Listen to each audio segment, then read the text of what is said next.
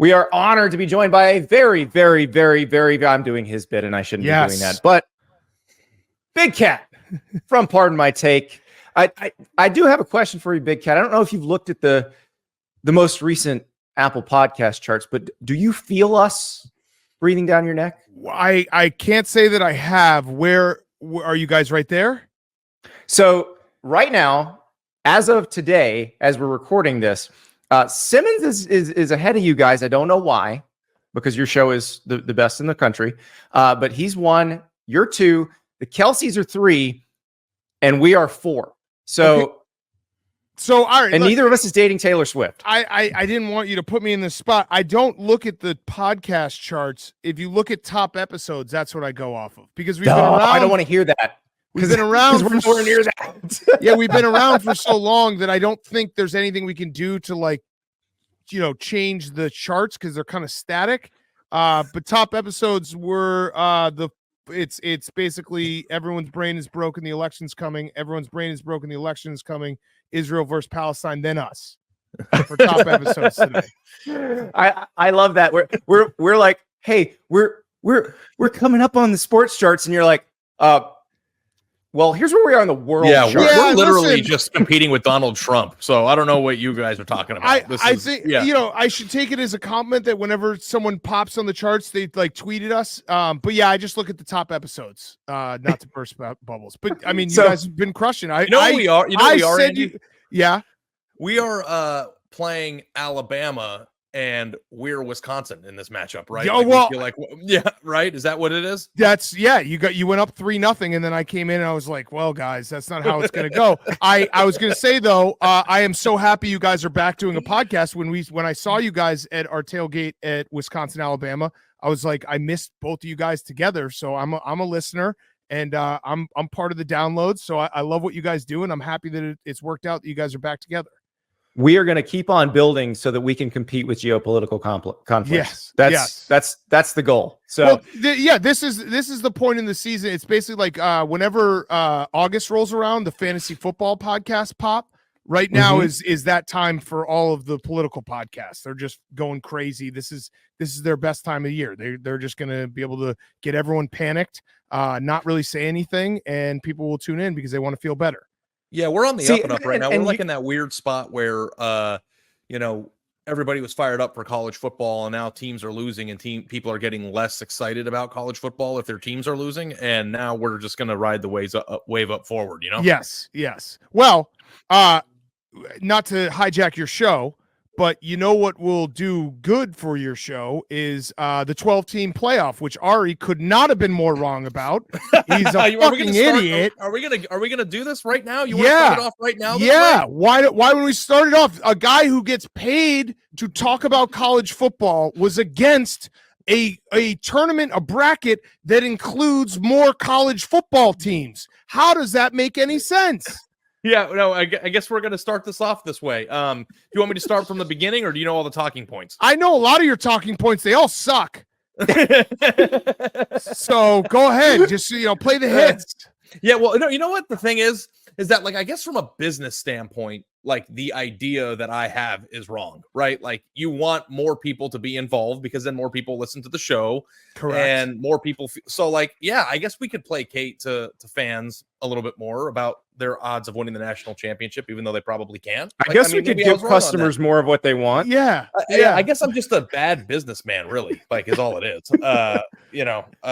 It's kind of like when it's like having a Rolex and then everybody has one, then having the Rolex isn't special anymore. That's kind of how I feel about it. Okay. But what does it matter if a couple other people get a Rolex when what you're looking for at the end? I don't even know what's higher than a Rolex, but that all that matters is the championship, right? So who cares if more people have a Rolex? Yeah, no, I know. I guess it's just like you have to be in a position where you have to expand your brain and allow teams that aren't in the elite class to talk in the same class as a national champion, right? I think you're the perfect person to think this, because Wisconsin probably would be the biggest beneficiary of this system, because they have always, before the last few years, I should say, been in that 9-13 range, right? And it's that's exactly where the Wisconsins of the world are. So I understand why you would want that.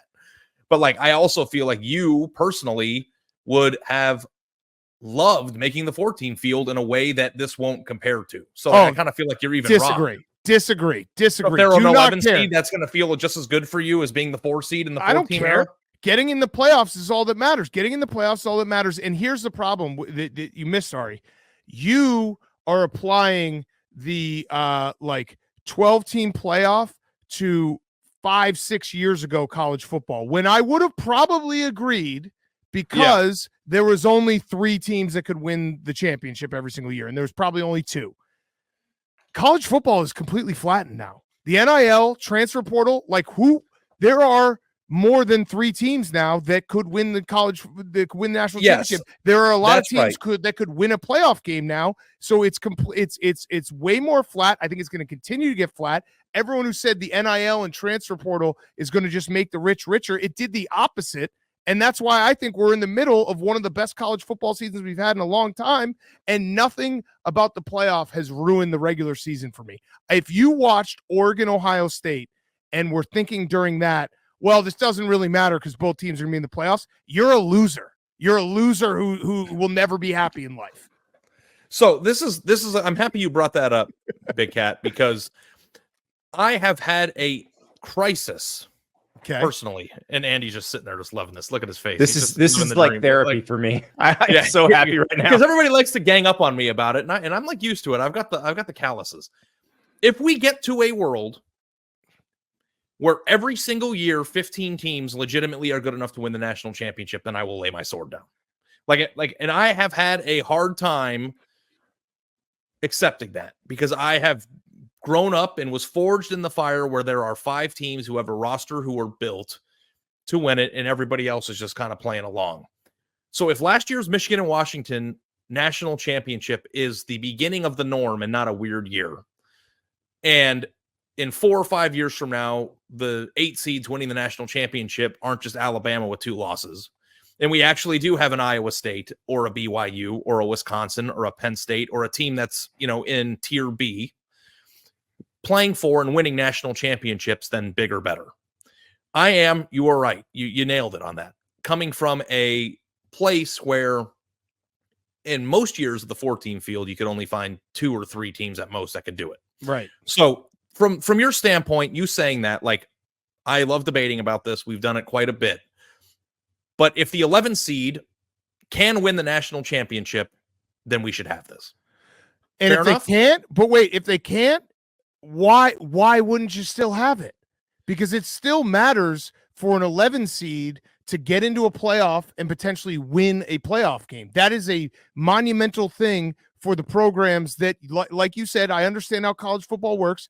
There are usually 3 or 4 teams and everyone else, but there's more to the sport than just the national championship. That's why we love college football, the rivalries, the big wins. Like Wisconsin is playing on Saturday night against Penn State. Do I think Wisconsin's going to win? Probably not. If Wisconsin wins this game, that is literally the dawning of a new era. Luke Fickell was the right hire. Everything is going well. That is a statement win that I will remember for years and years and years. That still matters. You know what I mean? Like that. I don't think that goes away. That bothers me, and it just always is the same thing. We always arrive back at the same thing, Big Cat. And that is college football is special and meaningful and important for other things outside of the national championship race, which I wholeheartedly agree with you on. That's why I dedicated my life to covering it. So why do we have to mess with how we crown the champion to prove that? That's the thing. The people who say college football is more important than the national championship are always the first ones who want to dick with the thing that is a mechanism for finding that. You know what I mean? Why can't you enjoy the Penn State-Wisconsin win, whether it's a 14 field or not? No one's the championship field has no bearing on where you grow and earn joy from, does it? What? Why but can't it you adds that? more. It adds more important games for programs. What's wrong with that? I guess I really just don't understand what's the downside. Is it that you have to work a little more? Ari wants Alabama fans to feel like they've had their intestines ripped from their body. Yes. When Auburn returns the field goal for a touchdown. He wants I want that the level upsets of that we all catharsis, love to matter, which doesn't exist anymore. But that's still that, like, with the flattening of the college football world, everyone in the SEC has one loss right now.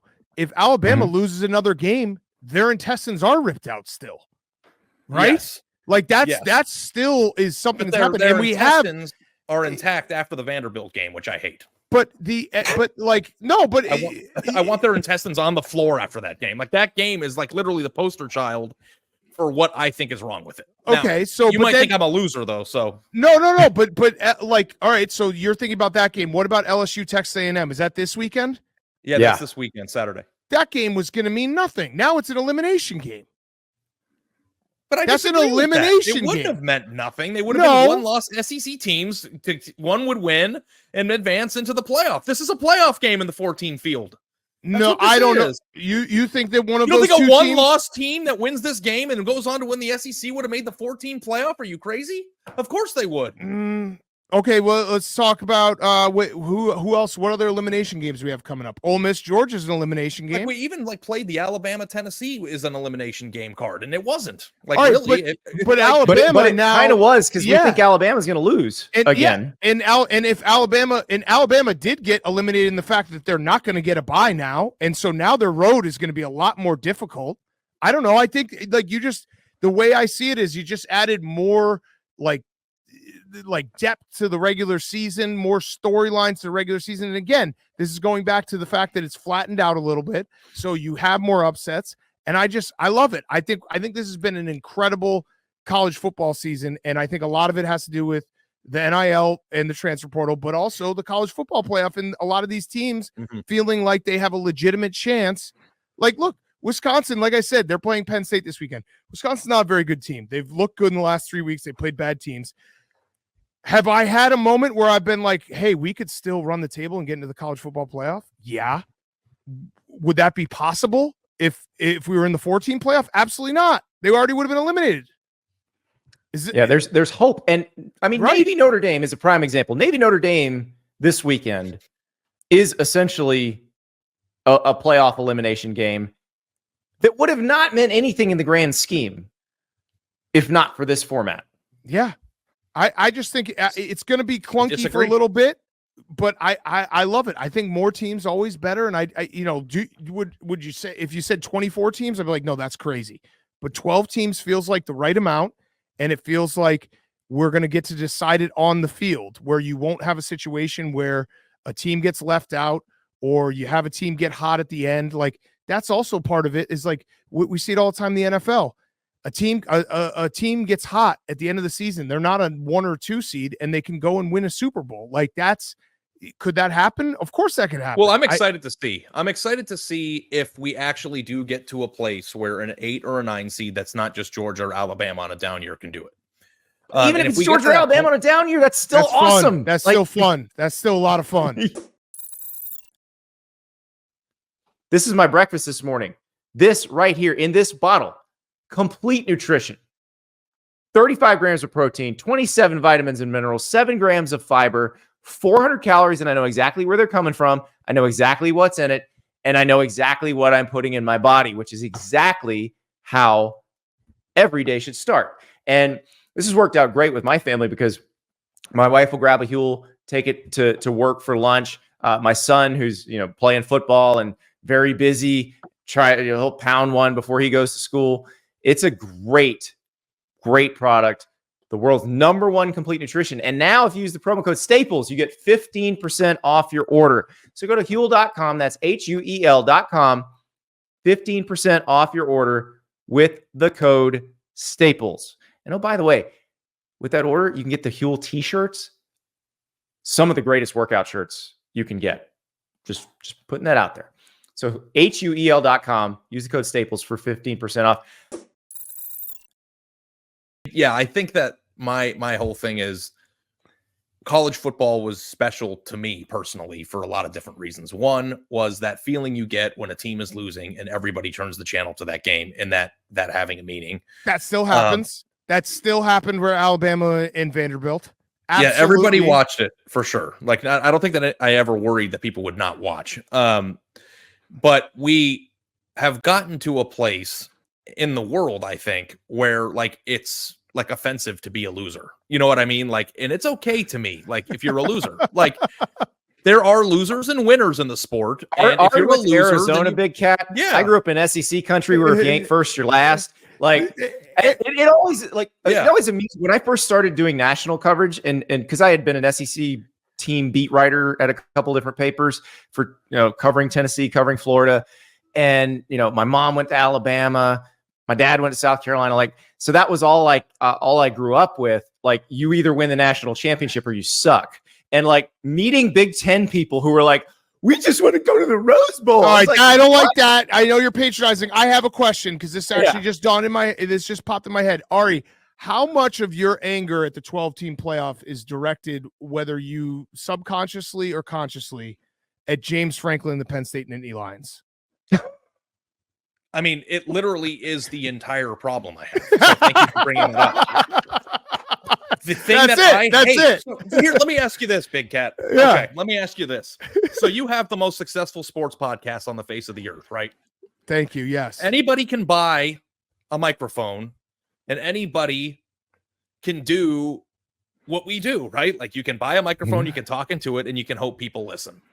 So based on what you guys built there at Barstool and what your podcast has done and what we all strive to be, should everybody who does podcasting get paid the same? Like, this is the thing that I cannot stand.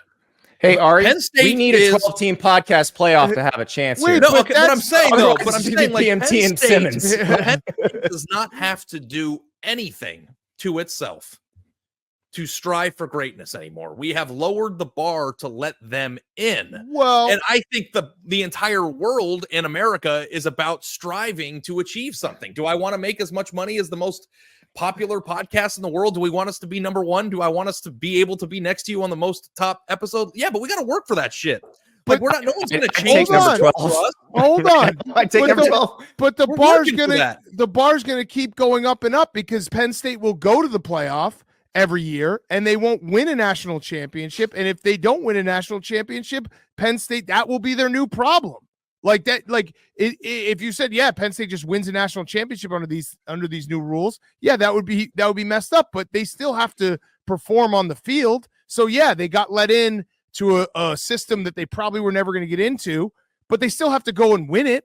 Like in 5 years, if Penn State goes to the college football playoff every single year and gets bounced every single year, the new problem for James Franklin and Penn State will be they can't win the big one. Well, that problem exists already. That's true. So, yes. And since that they beat USC already. Yeah. Well, I thought you said the big one. I wasn't sure what I might have not heard you there. Yeah. Okay. We'll see how that goes. But like, I don't know. Like, are we going to hang banners in State College because we make the playoff now for being the same we had program this discussion. Like, certain basketball teams hang Final Four banners and certain basketball teams hang national championship I just think that if you're a loser, like, that's the whole point. But like, then we'll make fun of them for it. We'll make fun of them for it. Do you know what's in our office right now hanging up? Yeah, I do. I listened to that episode. It's It's Jimmer. It's the Colts 2014 AFC finalist which banner. Is incredible. The actual one that was in Lucas Oil Stadium is in our office hanging up.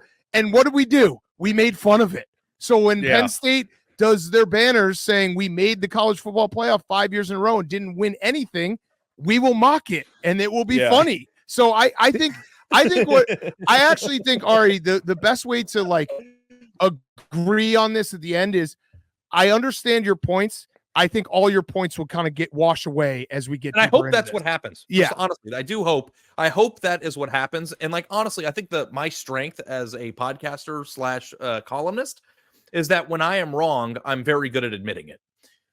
So I hope that I get to the point where I have to be wrong on this. Because I do think that this getting amped up for the UNLV Boise game on Friday night is a great positive. And I guess if the thing that we have given up is Alabama having its intestines all over the floor so that we can watch this game on Friday night and feel like it matters for the race, then there are some positives there. I just can't stand that in this world you can't just call a loser anymore. Like, we still are. When Alabama loses in the 12-team playoff, we're going to call them losers.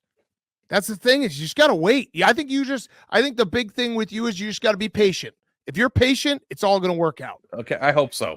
Our podcast is depending on it. So going to just putting a bow on the whole thing, you do have to start thinking more like a businessman, because 12-team playoff is way better for your podcast. Yes, yeah, absolutely. See, what Ari hasn't noticed is that Big Cat has explained how every single thing involved with this can become a different piece of content. Yeah. We got to get our brains like that. Yeah, and that's true. Yeah, that's how you take on the political podcast. Yes, and I really hope that the UNLV fans this week will turn off the Israeli-Palestinian conflict discourse. Yes, give it a break for a few days and come over and listen to our show. So let's hope that's what happens. They will. Hey, Kat, before we let you go, I gotta ask about something we've been talking about this week, and it's something I'm calling the reverse Harbaugh.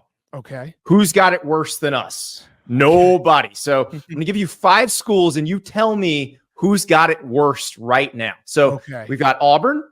Okay. We got Florida State. We got Michigan. We have Oklahoma, and we have USC. Okay. I'm going to throw out Michigan because my boss, Dave Portnoy, is going to get a quarterback, and I believe him when he says that. So I think Michigan has fuck you money. I don't know if you're allowed to swear on this podcast. You are. Beyond belief that I think people will slowly realize. What happened this year? They sold it all for national championship last year. Harbaugh. The timing of Harbaugh's exit cost them a chance to get a quarterback this year. This is a year 0 situation. Exactly. So Michigan's thrown out. I'm going to throw out USC just because I as much as Lincoln Riley can't get a defense together, and I thought they were a little bit better to start the season. It's still USC. Guys are still going to want to go play there. He's still a coach that's going to get a Heisman quarterback.